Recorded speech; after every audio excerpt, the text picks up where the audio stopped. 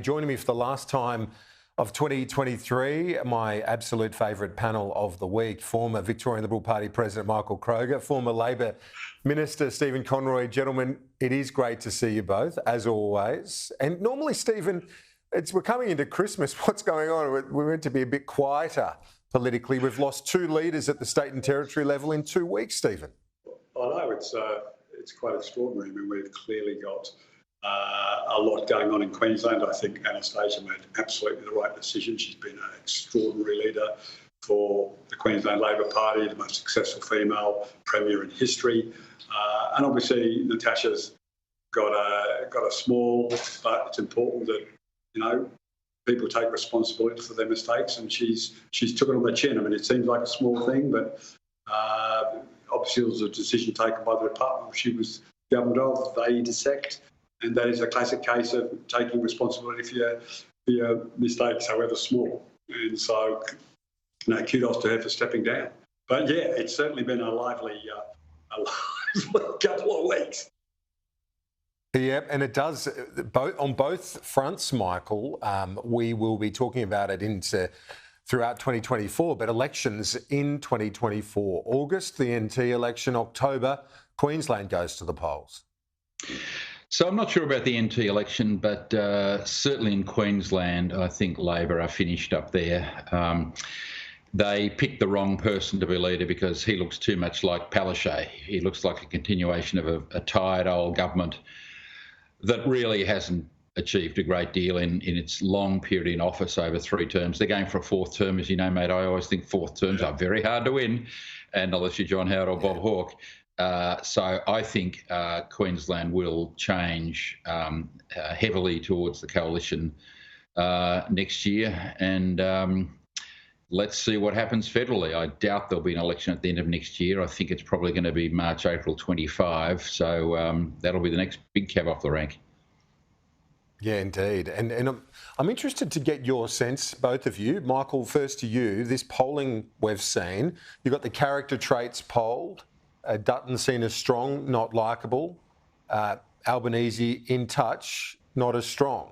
What's your read on that? But in sort of broader terms as well, where the two parties land at the end of 2023.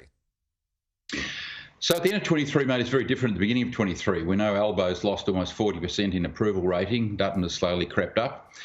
I don't think those questions surprised me at all.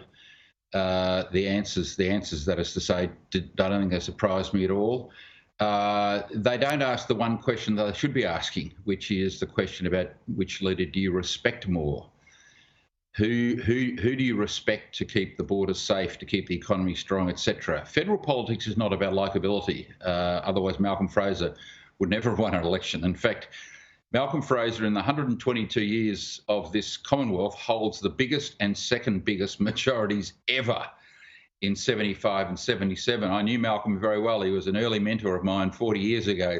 Malcolm wasn't all that likeable, to be honest. He was a great politician, great person. But, if you were going to the footy, Malcolm wouldn't have been the first person you would have invited.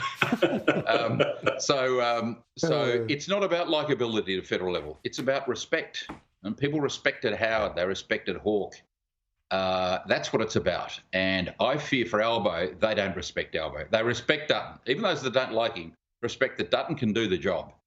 And once you lose respect at a federal leadership level, you are in very serious trouble. And I think Albo is in very serious trouble. Stephen Conroy, is that a worry for you, that analysis?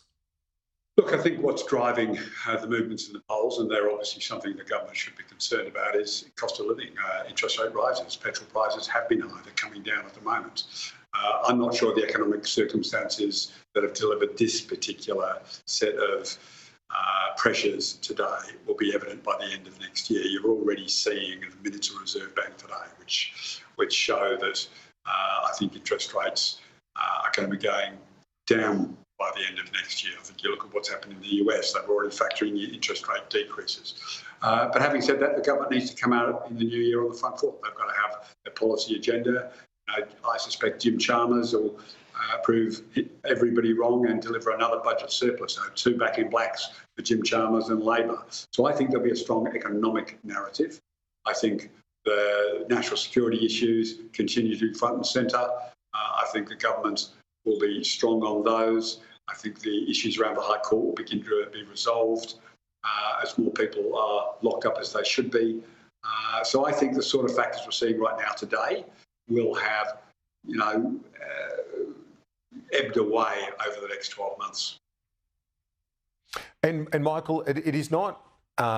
It's not unusual for a government to have a midterm dip, and I think it'd be almost extraordinary if they didn't, off the back of the disaster that was the referendum, into a long sequence of interest rate rises.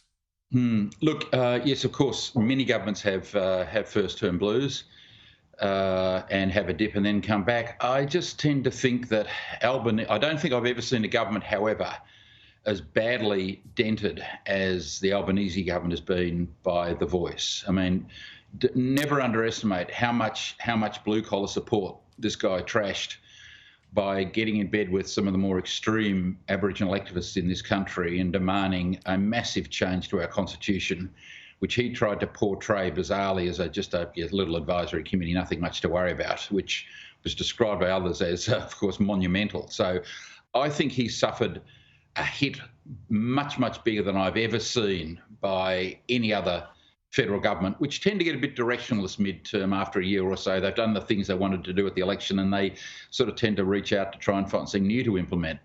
But no one's been hit like he's been hit, and I think he's got the weakest treasurer that a federal, government's had. Back in black. No, let me tell you this, Stephen. I don't think anyone thinks Jim Chalmers is in charge of the economy. The economy is in charge of Jim Chalmers. You know, Stephen, I don't think Jim's got much to do with the international price of iron ore or coal or booming mining. Apparently, it was $20 billion of extra income tax. When the prices collapses, the government couldn't manage the budget when those prices collapse for Swanee. So when they go down, it's Labor's fault, but when they go up, it's not Labor's credit. Kieran, the thing that underpins my comment is this: revenues, expenditure, right? Expenditure, a percentage of GDP, is going from 24.5% just before the pandemic to 26% next year. This bloke has lost control of expenditure, and he's there lying in a hammock, luxuriating in the massive increase in personal income taxes and company taxes that are flowing through because of the bracket creep. I don't think Jim's running much at all, Stephen. Stephen, you wrap it up before we go, Stephen. Your final thoughts for 2023 on Jim Chalmers. No, Jim Chalmers is going to deliver a second budget surplus, and the Liberals couldn't do it in 9 years. And that increase in spending all comes off the back of the Liberals' spending in COVID. So to try in any way to blame Jim for that is just farce. I don't think we'll have to get onto Australia Post looking for the. You won't have to look for the Christmas card, Stephen, for Jim Chalmers to he's you, in the Mr. hammock Kroger. the Gentlemen, FP, he's got the 30 degree. He's got that. Merry Christmas, Michael. Merry Christmas. He's just sitting there. Merry Christmas to you both, let me say, and Happy New Year. And it's been an absolute treat to have you on this show all year. We'll see you in 2024, gents. See you then. Look forward to it, mate. Cheers.